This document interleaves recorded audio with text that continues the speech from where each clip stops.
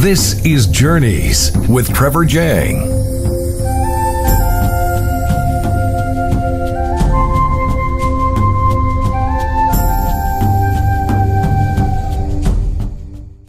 Prominent figures and local community members gathered in Terrace this afternoon in solidarity with International Day Against Police Brutality. Protests began outside of the city's police station, home to many recent allegations of police violence, racism, and abuse of authority. Terrace reports have shown the most troubling issues with local RCMP of any community in the province, mainly coming from First Nations and vulnerable women. The Union of BC Indian Chiefs and BC Civil Liberties Association joined concerned residents as the crowd ventured weather conditions on a march to the downtown courthouse. Once arrived, protesters stood amongst the entry steps to share speeches and stories, starting with organizer Heather Prisk. She is the wife of First Nations man Robert Wright, who sustained serious and permanent brain damage while in police care last year. Tell me, why did you feel the need to organize this rally and march from the police station to the courthouse?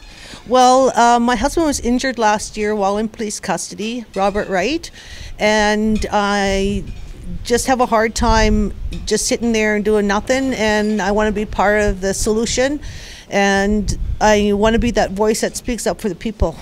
What happened with your husband and the Terrace RCMP here? It's a well-known, well-publicized story. It's been covered by all the media. My husband has a permanent brain injury as a result of interactions that happened while he was incarcerated. And how has it been for you dealing with the RCMP, trying to find answers? Well, I just go with what their media release was and from the Crown, and I'm satisfied with the new Westminster's Police's investigation and their recommendation of a charge, and I'm very disappointed that the new Westminster Crown did not want to proceed. And what are your plans now? I know that you're very keen on starting a social justice organization and coalition here in Terrace. Where do you hope to take that? Well, I'd like to, I am actually part of the Families for Police Accountability that was formed in Vancouver with other family members that have their loved ones have been murdered or seriously injured. So I'd like myself to be able to start something like that in our community and have a place for people to gather and be able to speak about their experiences and who want to be a part of a change process. I don't know where it's going to go. I certainly didn't think that I'd even end up having this type of conversation. But I do have a degree in social work, and I want to use my education towards making change in our community, raising awareness, and calling on our local officials to say that they will not tolerate police brutality in our community, and that as taxpayers we should all get behind this as well, because you never know when it's going to be your relative that's going to get hurt. And it's not fair, quite frankly, to the many honorable police officers who do want to do a good job and have an institution that they work for that doesn't support them in doing that, that doesn't make them accountable. Yeah. We see that some of these things are starting to change in BC. There's some small cause for optimism. We know that the province recently created the Independent Investigations Office that's going to investigate when police are involved in the death of someone or a serious injury. That mandate needs to be expanded to cover sexual assault. But that's not going to do it. Just having police investigated by an independent office is not going to do it. What we need to see is Josh Patterson was in attendance representing the BC Civil Liberties Association, a human rights group that has been working with Heather ever since her husband's incident. Okay, Josh, tell me, why did you feel the need to come to Terrace today on behalf of the BC Civil Liberties Association? Well, it's really important to show our support as a province-wide organization for the efforts of the citizens here in Terrace who are are fighting for police accountability. We've been following very closely the case of Robert Wright here in Terrace, but also following the situation in Terrace for a number of years now with the RCMP, and there are a lot of serious problems here in Terrace and throughout the Highway 16 area in terms of the relationship between police and community. It's something we're really concerned about, and so we were very happy to come up here today. Now, the BC Civil Liberties Association put out a report documenting just recently all of the allegations towards RCMP in BC. Can you tell me, in a summarized version, what the main goal was of that report? Well, what we really wanted to do was to take the temperature of the situation across northern and interior British Columbia in terms of the relationship between police and communities. And we heard lots and lots of different things in the 14 communities we visited, from the coast through the interior all the way down to the Okanagan. And everywhere we went, we heard similar stories. We heard stories of discrimination by police against First Nations. We heard stories of the excessive use of force by police officers. Just lots and lots of stories that make very clear that there is really a problem in terms of police accountability in British Columbia. We heard good things in many communities as well. We heard all kinds of stories. But for us, it's very clear that there is a serious problem in police accountability in BC. It's something that we work on as an organization, and we're so glad to be here to support people here locally in Terrace who are trying to do that work. Now, you made a very solid point during your speech here today that there are a lot of good cops out there trying to be honorable, trying to do the right thing. What kind of message would you want to relay to people in terms of the good cops and the fact that some of these bad apples really put a bad name to Northern RCMP? Well, yeah, there are a lot of good cops and there are bad apples, but it's not just that there are some bad apples. That is not the whole problem. The problem is that there is a whole system and institution of the police that allows and enables that kind of bad apple policing and doesn't make it accountable. There is and we've seen it in report after report, a systemic discrimination against First Nations people, and particularly First Nations women, by police as a whole. That's not an individual bad officer. That's years and years and years of a problem in the entire system. Just this past week, we saw a report from the federal corrections investigator that said that the number of First Nations people who are incarcerated is climbing to an unprecedented level in this country. That First Nations people are more than 23% of the prison population Canada-wide, and in many places in Western Canada, it's 50 and 60% First Nations representation in prison, and they're only 4% of the population. I mean, so that's not a few individual problems. That's a system that repeatedly, continually discriminates against First Nations people, and that's a bigger problem than just disciplining one or two officers. Then how does one even begin to try and dissect a systemically ingrained problem and move forward from that? As you said, there's so many underlying issues between that mistrust there and that relationship. How do you even begin to move forward? Well, I mean, that's a huge question. It's going to take a lot of resources. It's going to take time. I don't have a silver bullet for it. But definitely there needs to be better training. There needs to be more cultural sensitivity. There needs to be better accountability mechanisms and police complaint mechanisms that actually work for people rather than being a waste of time, as so many of those systems in Canada are. There needs to be a change of direction from police leadership, where instead of when we hear a report talking about the abuse of First Nations women and girls, instead of the police, the RCMP commissioner in Ottawa saying, "Don't worry, officers, I got your backs on this one," instead of a response like that, we need to start seeing a response that takes these kinds of allegations very seriously and tries to deal with them head on. And that's not something that we're seeing yet from police leadership at a federal level. You mentioned right off the bat here today that you have been following the case of Heather Prisk and her husband Robert Wright. How did it make you feel knowing that the officer involved in that allegation went uncharged? Well, the new Westminster Police who investigated did recommend that charges proceed, and it was the decision of the Crown not to go ahead with that. And we were very disappointed by that. The Crown made a decision that, unfortunately, in this case, means that that police officer is not going to be facing any criminal sanctions for brutalizing Mr. Wright and leaving him in a situation where he's going to be disabled for the rest of his life. If any one of us out in the community were to beat someone up in the way that Mr. Wright was beaten up, I'm sure that we would be quickly investigated and very likely charged. And it's very disappointing when we see a different standard applied to police officers. Last question here. Do you have any final wise words for northern and central BC residents who have lost faith in the RCMP?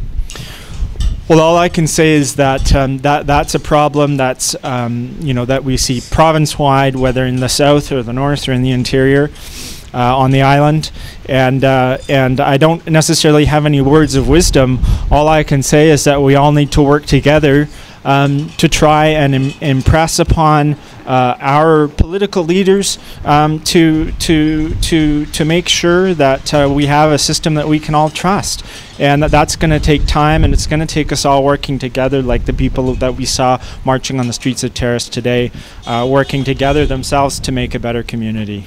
Also making the trip north was President of the Union of BC Indian Chiefs, who has been working in close consultation with the BC CLA on many different Indigenous rights issues. Wai Haskell Health, Isinak Seal, and Chaya Squeeze, Siut. Good day, my friends and relatives. My traditional name is Siut. I am the President of the Union of BC Indian Chiefs. I am Grand Chief Stuart Phillip.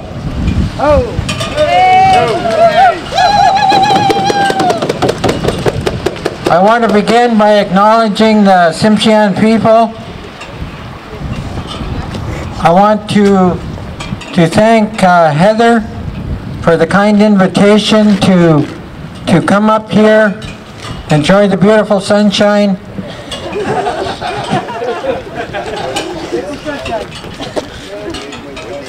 I want to say with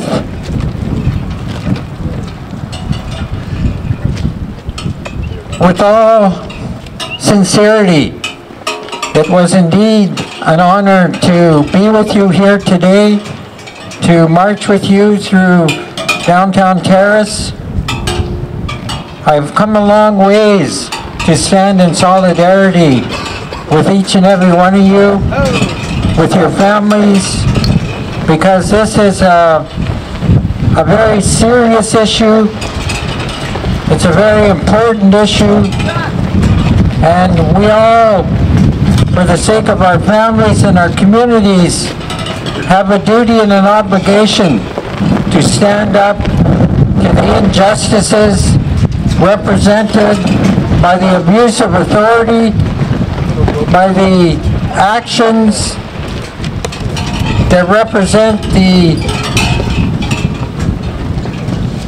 police brutality that is pretty much legendary in the north. Okay, Grand Chief Stuart Phillip, first off, it's an honor to meet you today in Terrace. Tell me, representing the Union of BC Indian Chiefs, why did you feel the need to come to Terrace today? Well, we've known for some time that there are some very serious issues in the north with respect to police brutality, the violence of police against First Nations peoples. I think the Highway of Tears is a prime example of police indifference, the dismissive attitudes of police that have allowed that situation to carry on for as long as it has. But more to the point, we've heard countless stories of excessive use of force, police going in and assaulting individuals, and astonishingly, in some cases, people call the police, and they're the ones that end up getting beaten and taken into custody. And the issue here is total lack of accountability. They're not held to account, and they have a very ineffective system within their organization to deal with these situations. So obviously the general public has to speak out. They have to raise the issue of this systemic abuse of power and racism that exists within RCMP organization in the North, and take action. And groups as we witness here today are beginning to speak out, and certainly the Union of BC Indian Chiefs will continue to support the families of victims of police brutality, and will continue to travel to the North and support their efforts. I think there's a good chance that there will be a Terrace social justice coalition develop out of these issues of systemic abuse of power on the part of the RCMP. Yes, Heather Prisk is going to be leading that social justice charge. What can, how did it make you feel knowing that the police officer was not sentenced to anything, not charged for the one causing the damage to Robert Wright?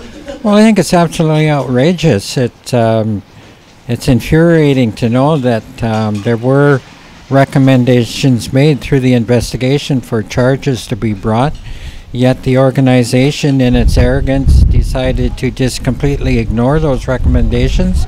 Mr. Wright is disabled for the rest of his life, and the family has to struggle through that on a daily basis. And some individual that has no right to wear a badge and the uniform of the RCMP is walking around and continuing on with that sense that he's above the law, and that is absolutely unacceptable. It's an outrage. With the Forsaken Wally Opal report back in December, as well as the Human Rights Watch report, Those Who Take Us Away, how do you see, the social justice change and the trust with the RCMP foregoing in the future, especially taking off from today? Well, quite frankly, I think it's going to depend on the grassroots community, so to speak, to organize around this issue. Obviously, the RCMP is incapable and unwilling to clean up its own act from the highest levels down to the local detachment level. There's an inherent arrogance within the RCMP organization that they feel that they're above the law, and that doesn't seem to look like it's going to change anytime soon. So I think there needs to be social agitation at the community level. We need to begin to pressure the municipal politicians, regional district, on up through the provincial and federal levels until there is actual change taking place. Specifically, we are standing near the Highway of Tears here. Do you believe that this is a sexual-based issue or a racial-based issue, or does it expand beyond that? Well, I think it's clearly an abuse of the human rights of Indigenous people and all people. I think that the fact that the Highway of Tears has carried on as long as it has is a complete reflection of the racist attitudes within the RCMP in the North, the indifference, the dismissive attitudes they carry towards the families that are attempting to seek support from the RCMP, and that culture of arrogance and needs to stop. And it will only stop through public pressure, through demonstrations, and I think what we're seeing here today is the beginning of that movement towards social justice and police accountability. Now, you made a great speech here today, sir. Do you have any final wise words for any of those who may have lost their trust in the RCMP here in the North? Well, I think that we can obviously not rely on the RCMP to clean up its own act, so it's incumbent upon us to organize.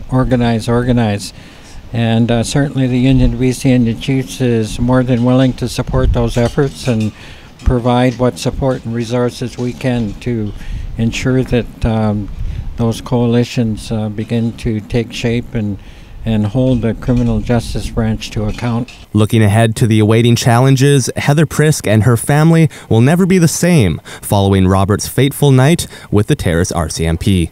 I just keep thinking about, the loss of skills that my husband has.